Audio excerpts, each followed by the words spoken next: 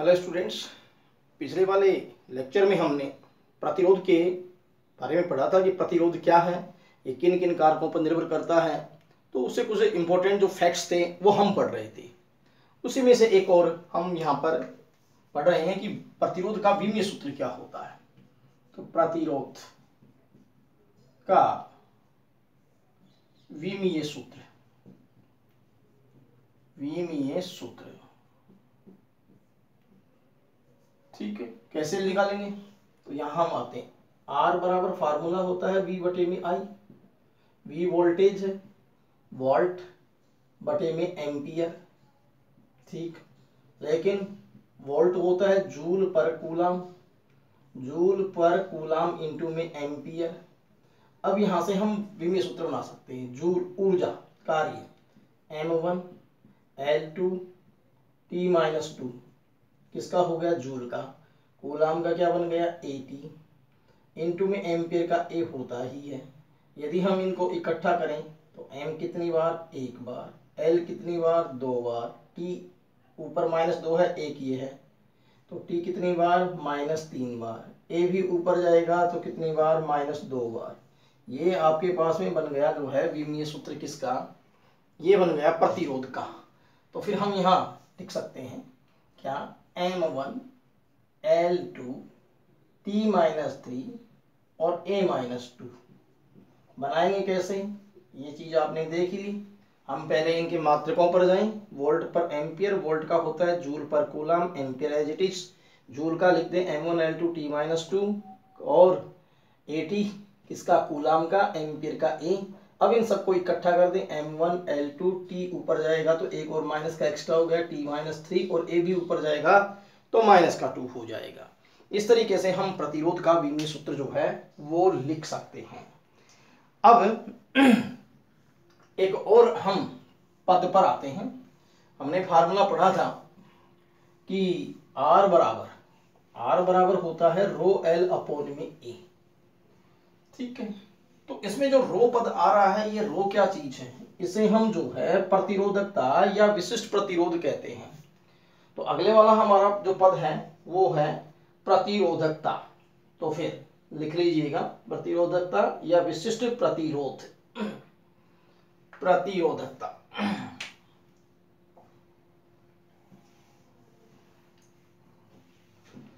प्रतिरोधकता, प्रतिरोधकता या फिर विशिष्ट प्रतिरोध, विशिष्ट प्रतिरोध किससे रिप्रेजेंट करते हैं, रो से। इस पद को हम परिभाषित करेंगे कि प्रतिरोधकता क्या होती है, विशिष्ट प्रतिरोध क्या है ठीक है। तो अब हम यहां पर एक बात देखें कि ये परिभाषा एक बार कैसे बनेगी। तो R इक्वल रो L अपोन में E, आपको रो लेना है तो RA अपोन में L, ठीक है। और रो जो है, अब इसका जो मैं यहाँ कंडीशन लगा दूं, L जो है वो 1 मीटर हो जाए, A जो है वो 1 मीटर स्क्वायर हो जाए, तो फिर रो की वैल्यू R के बराबर हो गई कि नहीं होगी। तो फिर हमारे पास में ये जो मैथमेटिकल टिप्स है ये इस प्रतिरोधकता को परिभाषित करने में मदद करेगी। क्या, इकाई लंबाई एवं इकाई अनुप्रस्थ काट क्षेत्रफल वाले चालक का प्रतिरोध चालक की प्रतिरोधकता होती है। तो फिर रो परिभाषित हो गया कि नहीं हो गया। तो मैंने ये समझाने के लिए बताया, मैं परिभाषा यहां लिख रहा हूं। देखिए क्या, इकाई लंबाई एवं इकाई लंबाई एवं इकाई अनुप्रस्थ काट क्षेत्रफल के चालक का प्रतिरोध, चालक का प्रतिरोध, चालक की प्रतिरोधकता होती है, चालक की प्रतिरोधकता होती है प्रतिरोधकता होती है। इकाई लंबाई ये रही, इकाई क्षेत्रफल वाले चालक का ये प्रतिरोधकता होती है। लेकिन इसी चीज के ऊपर मैं इन दोनों कनेक्टिविटी में ला दूं कि मैं क्षेत्रफल को लंबाई से गुना कर दूं, 1 मीटर स्क्वायर इंटू 1 मीटर, तो ये 1 मीटर क्यूब बन जाएगा। ये दोनों बातें एक साथ आयतन के रूप में कही जा सकती हैं, और कही जा सकती हैं तो हम ये भी कह सकते हैं इकाई आयतन वाले चालक का प्रतिरोध उसकी प्रतिरोधकता होती है। तो फिर तो या दूसरी परिभाषा क्या बनेगी, या इकाई आयतन वाले चालक का प्रतिरोध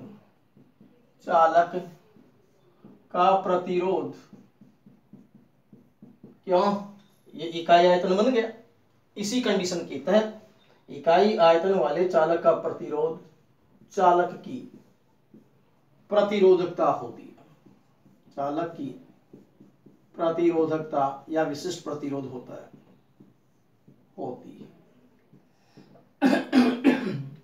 ठीक, तो ये तो बन गई हमारे पास में परिभाषा।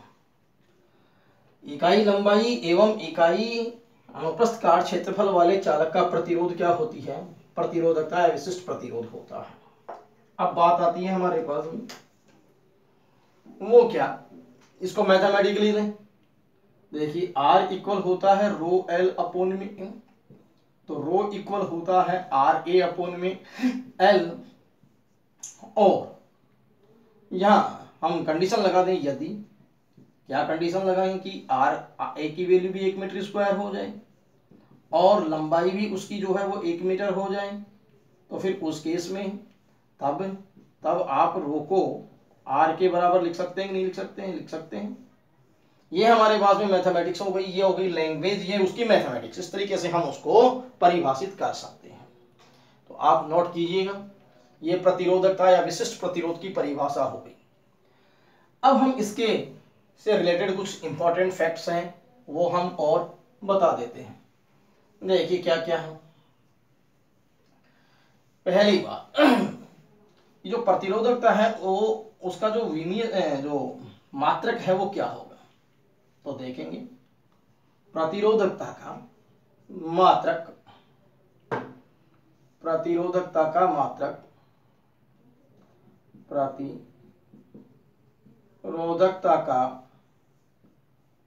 मात्रक कैसे निकालें, तो यहां हम अलग से इस बात को करते हैं समझने की दृष्टि से।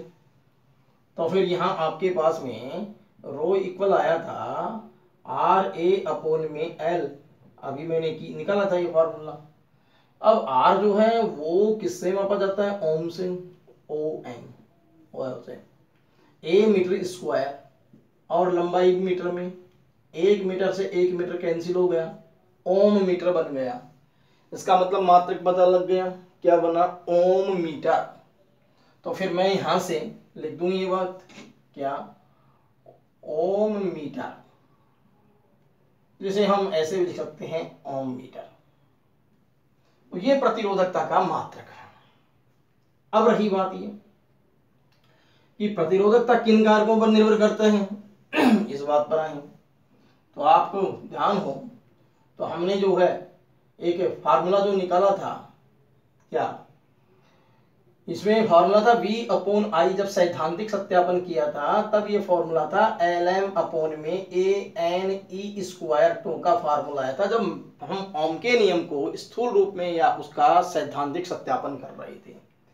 और यहां से हमने L अपोन A और ये जो M अपोन में इसको हमने रो बोला था, तो V अपोन I जो था वो आपके पास में क्या बन गया था, L अपोन में A इंटू में ये रो, ये चीज हमारे पास में रो थी और इसे हम R कह रहे थे। तो फार्मूला बन गया था R इक्वल रो L अपोन में A। अब ये जो रो है, ये रो क्या चीज थी, ये रो जो थी वो M अपोन में NE स्क्वायर 2 थी। ठीक है, M अपोन में NE स्क्वायर 2 थी। तो रो किन कारकों पर निर्भर करेगा, फॉर्मूले में देखें तो ये द्रव्यमान है, इलेक्ट्रॉन का कांस्टेंट है, ये हमारे पास में ई इलेक्ट्रॉन का आवेश है वो कांस्टेंट है। लेकिन बात हम कर रहे हैं विश्रांति काल की और प्रति इकाई लंबाई में इलेक्ट्रॉनों की संख्या। तो प्रति इकाई लंबाई में किसी चालक में कितने, प्रति इकाई आयतन में कितने इलेक्ट्रॉन होंगे, प्रति इकाई आयतन में कितने इलेक्ट्रॉन होंगे, ये तो उसकी नेचर पर डिपेंड करेगा। इसका मतलब यहां से हमें पता लग गया है कि ये रो किस पर निर्भर करेगी, एक तो प्रकृति पर, और टो जो है विश्रांति काल वो किस पर निर्भर करता है, ताप पर। इसका मतलब रो कुल मिलाकर के कितने कारकों पर निर्भर करेगा, 2 कारकों पर। तो क्या क्या बताया, प्रकृति और ताप। तो फिर अगले वाला हम जो है इंपॉर्टेंट फैक्ट लिखेंगे कि प्रकृति और ताप पर निर्भर करता है। लेकिन साथ ही साथ पहले हम इसका विमीय सूत्र भी देखना। तो विमीय सूत्र देखें तो हमारे पास में विमीय सूत्र क्या आएगा, क्या, किसका, रो का जो फार्मूला है वो यही है, RA अपॉन में L। ओम का निकाला था, ओम का क्या निकाला था, ओम का आया था प्रतिरोध का M1 L2 T-3 और A-2, अभी अभी आया था। ये R का फॉर्मूला था, इनटू में एक L2 और हो गई, और अपॉन में एक L ये और हो गई नीचे, लेकिन एक L से एक L क्या हो गई, कैंसिल। तो फिर विमीय सूत्र क्या बना, M1 L2 L 3 बार हो गया, M1 L3 T-3 A-2। क्यों, एक L ये है, 2 ये हैं, तो कितनी बार L आ गई, 3 बार आ गई। तो फिर यहां हम लिख सकते हैं M1 L3 T-3 A-2। ये हमारे पास में जो है वो किसका बन गया विमीय सूत्र, ये बन गया रो का। तो फिर पहले तो हम यहाँ एक बात और लिख लें, प्रतिरोधकता का विमीय सूत्र, प्रतिरोधकता का विमीय सूत्र क्या आएगा, देखें, M1 L3 T-3 A-2 कैसे बना, वो इस फॉर्मूले से बना, ऐसे बनाया। और रो किस पर निर्भर करता है, वो बात हमें कैसे पता लगी, उसका मैंने पहले ही विश्लेषण कर दिया, प्रकृति और ताप पर। तो फिर प्रतिरोधकता किसी चालक की प्रतिरोधकता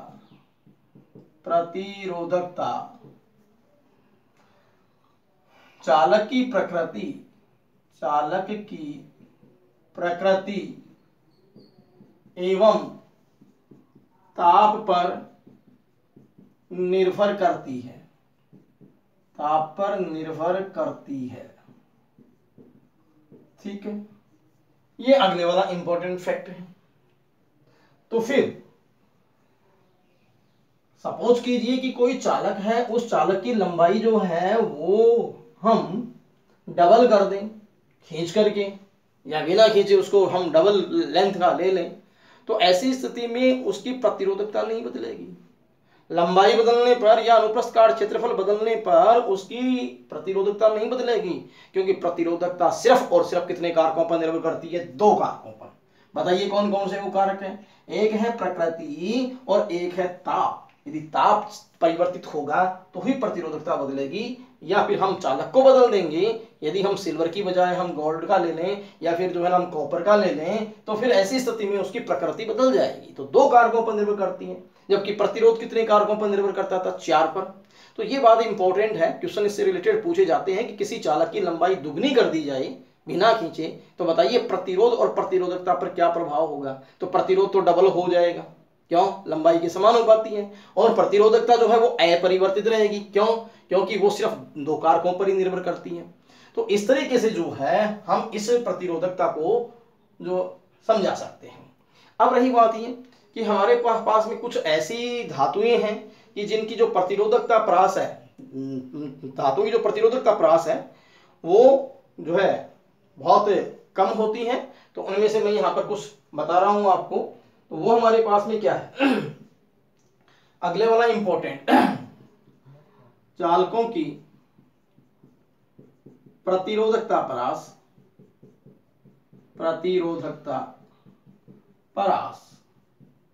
10⁻⁸ ओम मीटर टू ओम मीटर से 10⁻⁶ ओम मीटर होती है, ठीक। ये अगले वाला इंपॉर्टेंट फैक्ट है कि उनकी परास जो है वो किस लेवल की होती है।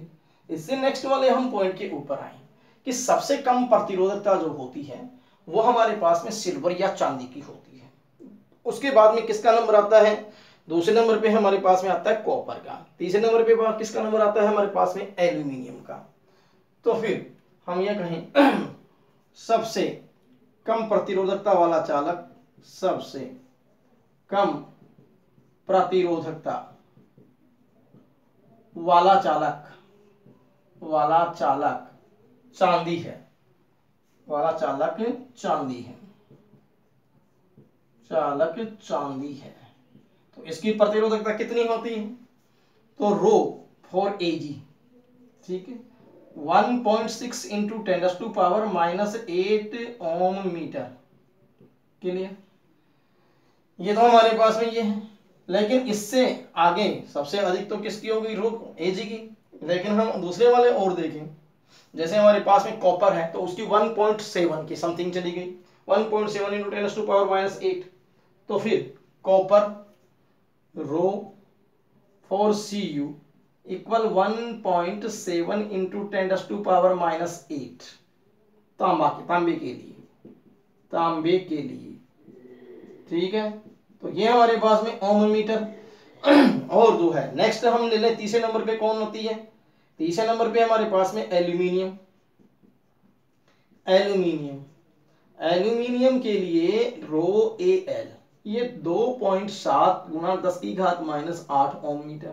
तो ये कुछ हम ये तीन जो है हमारे पास में कुछ हो गई, जिनको हम क्रम में लिखना चाहें तो रो Ag सबसे ज्यादा, उससे कम सबसे कम किसकी जो है वो सिल्वर की। तो फिर रो Ag यहाँ हम लिख सकते हैं, यहाँ रो Ag लेस देन, फिर रो Cu, फिर लेस देन रो एल्यूमिनियम। ये तीन जो है मैंने मेटल जो है आपको उनके बढ़ते क्रम में बताइए। तो सबसे कम प्रतिरोधकता है, सबसे कम प्रतिरोध कौन दिखाएगा? चांदी दिखाएगी, सिल्वर दिखाएगी। तो ये डाटा आपको याद कर लेने चाहिए, ठीक है। अब ये तो हुआ हमारे पास में जो है, इसके ठीक नीचे लिखोगे आप, यहाँ पर मैंने यहाँ लिखा है इसको, ये कुछ इंपॉर्टेंट फैक्ट्स थे। अब अगले वाली बात हमारे पास में क्या आती है, देखिए प्रतिरोधकता के बाद में अगले वाली टर्म है चालकता, जो इसका ठीक व्युत्क्रम है। चालकता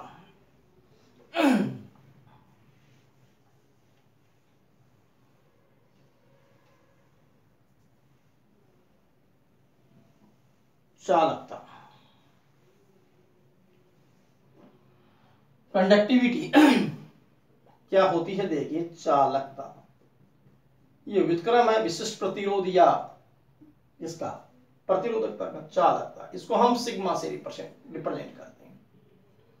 तो फिर क्या लिख सकते हैं?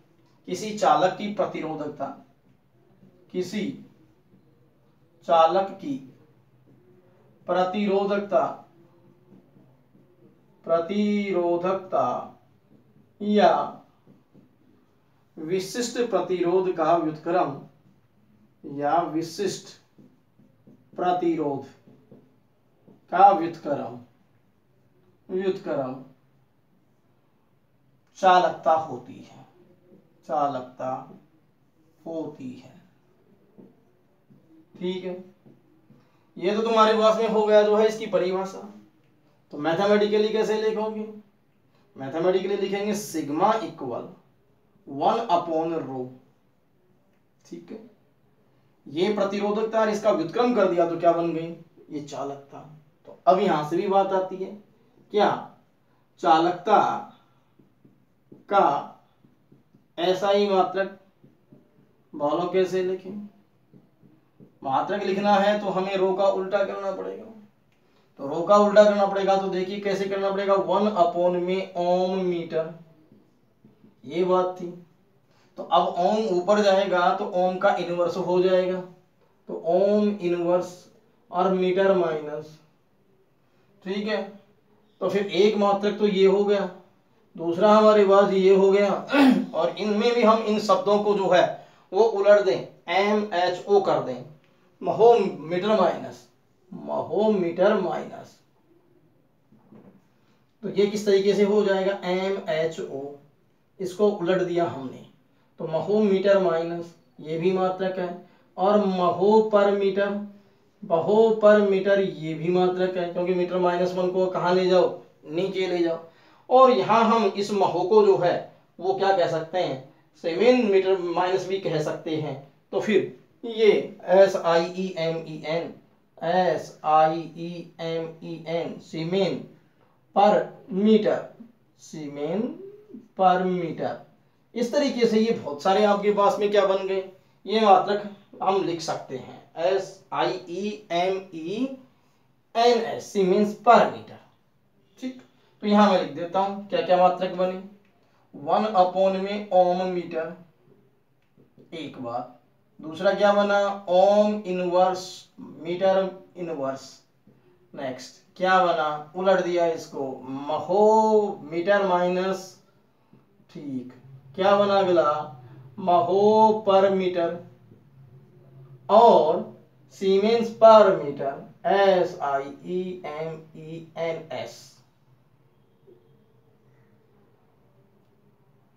SIEMENS पर मीटर। इस तरीके से हमारे पास में ये बहुत सारे मात्रक किसके बन गए, चालकता के बन गए। ठीक है, अब हम बात करते हैं इसकी जो है वो विमीय सूत्र की। तो विमीय सूत्र कैसे लिखा जाए, तो फिर चालकता का विमीय सूत्र, चालकता का विमीय सूत्र, तो ये ठीक प्रतिरोधकता का जो विमीय सूत्र लिखा था उसका हम क्या कर दें, व्युत्क्रम कर दें। तो व्युत्क्रम करेंगे तो वो सारी जो ऊपर पावर आ रही थी वो माइनस में हो जाएगी, M-1 L-3 T3 और A2। उसके अंदर क्या था, M पर +1 थी, लेकिन अब यहां लिखेंगे M-1 L-3 T3 और A2। और प्रतिरोधकता का क्या था, M1 L3 T-3 A-2। ये चालकता का विमीय सूत्र हो गया। अब चालकता जो है वो किन पर निर्भर करेगी, जिन पर प्रतिरोधकता निर्भर करती है उसी पर चालकता निर्भर करती है। तो किसी चालक की चालकता चालक की प्रकृति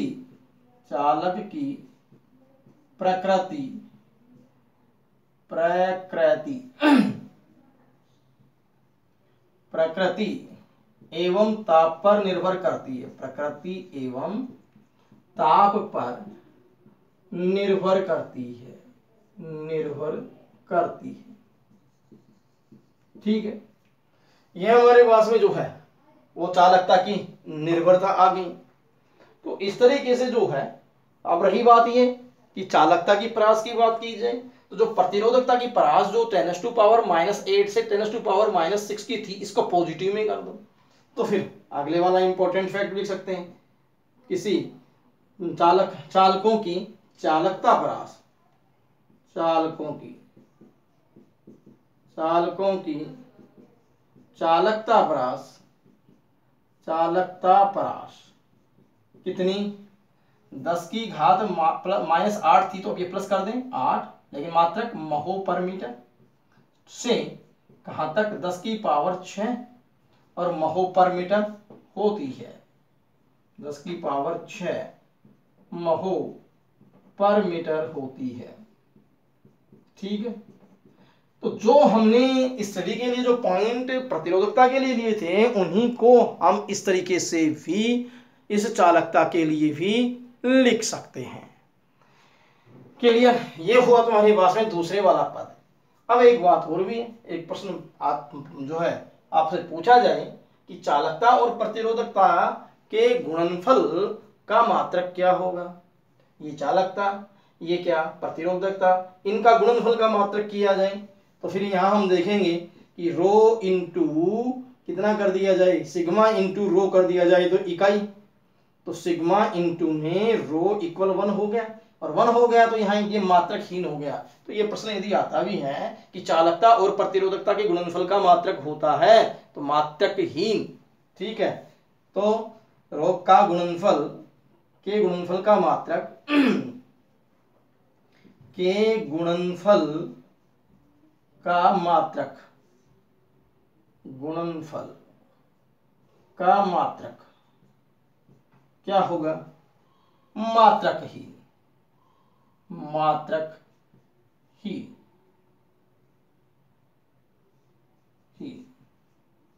ठीक है, तो ये आप जो है वो नोट कर सकते हैं चालकता के संदर्भ में। और अब हम नेक्स्ट आर्टिकल आते हैं कि ओम के नियम के आधार पर हम पदार्थों का वर्गीकरण कैसे कर सकते हैं या प्रतिरोधों का वर्गीकरण कैसे कर सकते हैं।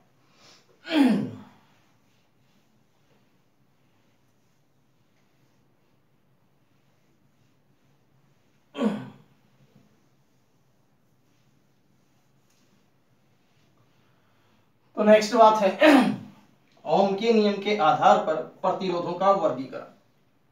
ओम के नियम के आधार पर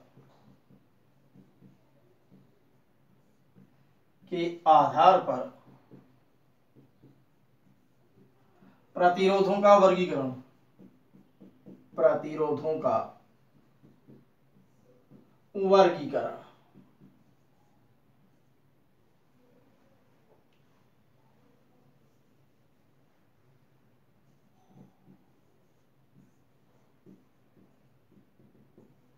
ठीक है, तो फिर ये जो प्रतिरोध हैं या ये पदार्थ हैं, इनको हम ओम के नियम के आधार पर दो भागों में बांट सकते हैं।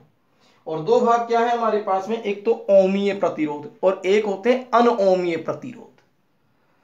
तो फिर प्रतिरोध, ठीक है, इसका वर्गीकरण हम कर रहे हैं। तो पहले नंबर पे हम ये क्या लिखेंगे, ओमीय प्रतिरोध, ओमीय प्रतिरोध। दूसरे नंबर पे हम क्या लिखेंगे यहां पर, अनओमीय प्रतिरोध, अनओमीय प्रतिरोध।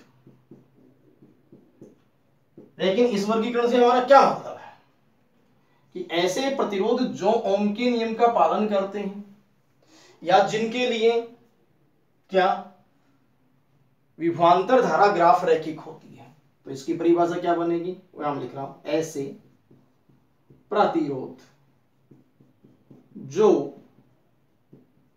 ओम के नियम का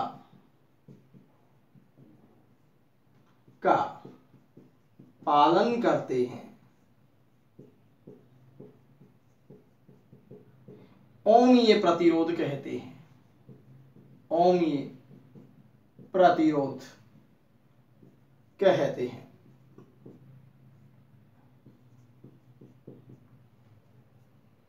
ठीक है, इसे हम ओमीय प्रतिरोध कहते हैं।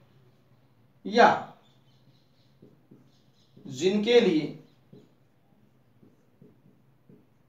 विभवांतर धारा ग्राफ, विभवांतर धारा ग्राफ रैखिक हो, ओमीय प्रतिरोध होते हैं। ऐसे भी लिख सकते हैं, ओमीय प्रतिरोध होते हैं। जैसे कि हम किसी मैग्नीन या यूरेका के जो कि हमारे पास में मिश्रातु हैं, उनमें अल्प धारा प्रवाहित की जाए और उनके लिए विभवांतर धारा ग्राफ खींची जाए तो रैखिक आती है। तो फिर यहां जो वी आई ग्राफ आएगी, ये हमारे पास में आई वी ग्राफ में यहां ले रहा हूं, वो रैखिक आएगी। आई वी ग्राफ ये इस तरह की आई उन पदार्थों के लिए। तो फिर यहां हम ये कह सकते हैं अल्प धारा प्रवाह पर क्या मैंगनीन या यूरेका क्या होगी आपके पास में, ओमीय प्रतिरोध। जैसे अल्प धारा प्रवाह पर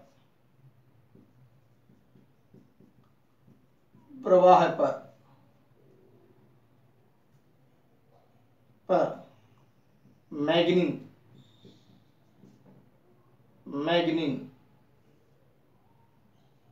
या कांस्टेंटन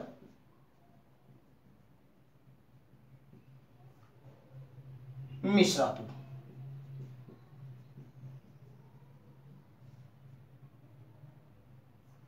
ठीक है, लेकिन यहां परिभाषा क्या बनेगी कि ऐसे हमारे पास में अनओमीय, ठीक, इसका उल्टा लिखेंगे कि ऐसे प्रतिरोध जो ओम के नियम का पालन नहीं करते, तो ये खुद ब खुद परिभाषा आप बनाओगे। यहाँ पर क्या लिख रहा हूं मैं, यहाँ पर ध्यान देना, ऐसे प्रतिरोध जो ओम के नियम का पालन नहीं करते अनओमीय प्रतिरोध कहते हैं, या जिनके लिए वी आई विभवांतर धारा ग्राफ अरैखिक हो। ध्यान देना, यहाँ पर क्या हो, अरैखिक हो, और यहाँ पर जो नहीं करते हैं वो अनओमीय प्रतिरोध कहलाते हैं। तो ये फिर इसकी ग्राफ मैं यहाँ नीचे बनाऊंगा, तो ये हम नेक्स्ट टाइम पे करेंगे। Thank you.